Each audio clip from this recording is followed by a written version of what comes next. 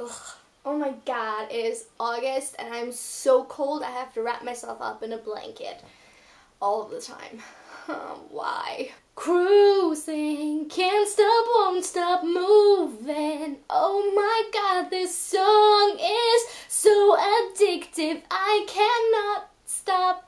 That was really bad. Hi guys, so today I wanted to film another contemporary mashup review because I literally read so many contemporary books this month and I just wanted to kind of, you know, express all of my thoughts on them, but I don't have enough thoughts on each specific book to merit an entire video, so again I'm just merging them together.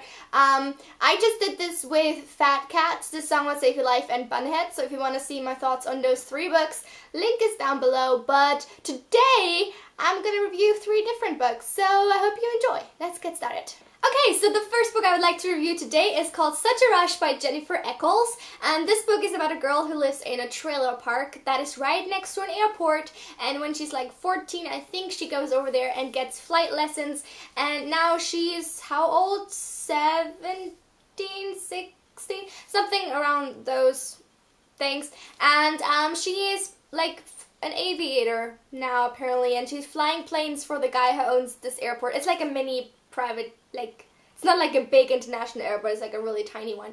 And she flies planes there with like banners and stuff. And then the owner of the company passes away, and he was also Leah's, the protagonist's, flight instructor.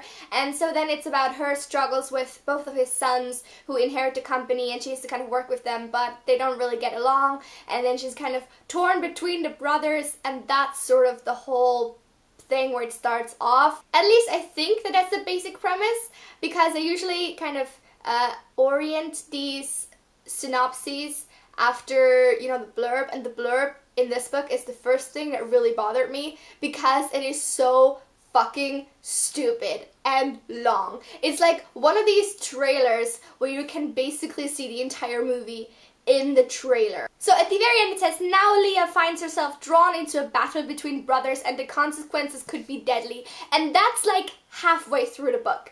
You're not supposed to tell us everything until halfway through the book, okay? I'm sorry, it's just like, no. No thank you. Okay, so if you want to read this book, don't read the blurb, just totally ignore it because it's horrible. Overall, I ended up giving this book 2.5 stars because I was so torn between liking it and hating it throughout the entire book. There were some things that I really enjoyed that were really funny, like witty pieces of dialogue or funny things that happened or reactions that for once were actually realistic and made any kind of sense. And then other times just like facepalm. All of the fucking facepalm. Number 1, the amount of conversations that are being had while both parties have aviator shades in their fucking faces is like infinity, okay? That is not an okay thing to do. If you're talking to someone, please just take off your stupid glasses. And it's really hard to imagine like the situation when you read about it, because like, okay, no one can see anybody's eyes. Like, what? Somehow that really bothered me. Like, I don't know why. Number 2, unrealistic behavior that is mainly melodramatic and over-dramatized and just sort of not at all appropriate all the time, especially Grayson. Like, he is just, it's like he rolled a dice and was like, am I gonna be nice or am I gonna be shitty to you right now? Let's see. I think I said the same thing about the protagonist in Obsidian. Like, the way he acts and talks, it's so random. Grayson, by the way, is one of the brothers that she's torn between. Not really. Sorry. No, it's so bad. The characters are pretty much the main thing that bothered me in this book. They are so not realistic, like, at all. Leah is stupid. Molly, her best friend, is fucking annoying. Grayson is just a maniac, and Alec has no fucking personality whatsoever. So, and those are like our 4 protagonists throughout the book, and you're just like, don't, meh, just no, it's so bad. It's not so bad because apparently I gave it 2.5 stars, but it's just, it's almost really bad. The next book I would like to talk about today is Eleanor&Park by Rainbow Rowell. I'm sure everybody has already heard about this book or read this book because it's been around for a while and it's been incredibly hyped up on BookTube, and here are my thoughts on it. So overall, I think I gave this book 4 out of 5 stars if I remember correctly. I thought it was a sweet, sweet story. It's basically about Eleanor, who is kind of very different from other kids at school, and she moves to a new place and goes obviously to a new school, and there she is kind of bullied at first before she meets Park, and they develop this really cute puppy dog love story romance thing. I overall really did enjoy this book. I thought it was really cute and really fun, but you do have to read it with a certain mindset where you're like, okay, I'm just going to take this at face value. I'm just going to take it and read it and see it for what it is, and not try to criticize it too much, because if you look for it, there are a lot of things that can bother you with it.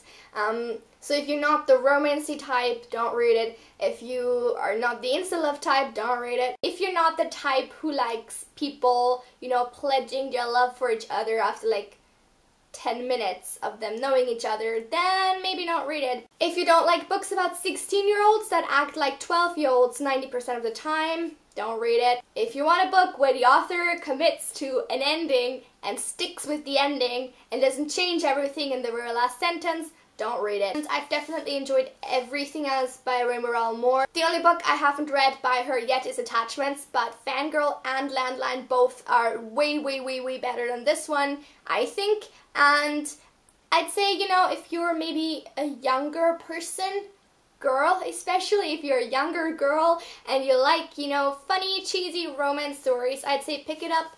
But if you're like maybe around my age, maybe this isn't the best Rainbow Rowell book to read for you. You could still enjoy it. I'm not saying that you won't. I'm just saying if you want to get started on Rainbow Rowell, read Fangirl, read Landline. I don't know about Attachments yet, but maybe not Eleanor&Park, because it's just not that good. It's good, but just not that good. And the last book I want to talk about today is Every You, Every Me by David Levithan. This was my first read by David Levithan, and overall I really enjoyed it. It was something different, definitely, to what I've read before, but it was really well written, and I thought it was pretty like atmospheric, and that kind of made it so special. At the very beginning I wasn't too sure if it was going to be for me because of the writing style. Like, let me just show you. Basically, you see, you have the normal story, and then things that, what's the protagonist's name? Evan, that he thinks, but doesn't say out loud, or like changes his mind on and stuff like that, are like written down but crossed out. And that's really difficult to get used to at the very beginning. At least for me it was. I thought it really disrupted the reading flow, and it was really like, okay, wait, need to adjust my eyes to that. Let's move on to normal thoughts. But at the end of the day, it just kind of, you know, do something as well for the atmosphere of the book, because it just makes it so obvious how different the things are that Evan says and that he thinks. Let me just quickly sum up this book for you. So essentially it's about Evan, whose best friend Ariel is gone. We don't know where she went, what happened to her. We know nothing about that. All we know is she's gone, and Evan blames himself for whatever happened. We don't know what happened. And he's very depressed at the very beginning. He doesn't really talk to many people except to Ariel's boyfriend. Like, he feels like he's the only one blaming himself for what happened to her. We still don't know what that is. But then one day when he walks to school, he finds a picture on the ground of the place where he's at right now. And he doesn't think much of it. But this keeps on happening. More pictures keep appearing. Pictures of him and Ariel and of her boyfriend, of just places that they've been to together and all kind of weird things, and they don't know who's sending them to them. If it's Ariel, if it's someone else, they have no idea what's going on, and we just are very confused throughout the entire book. Like, as the reader, you're pretty much left in the dark until the very end, and I really liked the build-up for this, like, big revelation and plot twist stuff at the very end. I thought it was really well done. But it was slightly anticlimactic when we did find out what happened and what the situation was. I had already, like, sort of guessed it. But at the very end, you're like, okay, I was kind of hoping for something a bit more mind-shattering than what's actually the truth. It doesn't make it a bad book, it just makes it a little bit of a disappointment, because I think, especially if you're already doing such a great job on the build-up, that's like the best part of it.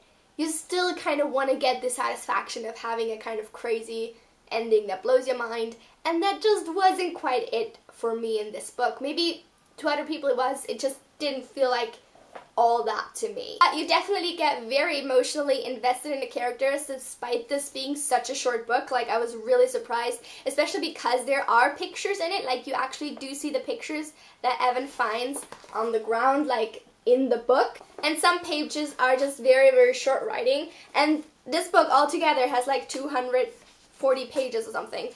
So there's not a lot of writing to read actually. So I think I read this book in like 2 or 3 hours, something like that. It's a very short read, but still the author managed to just really draw you in and make you just like feel with the characters. I think I kind of went just a little bit crazy when I read this book, especially towards the end where you're like, what's gonna happen?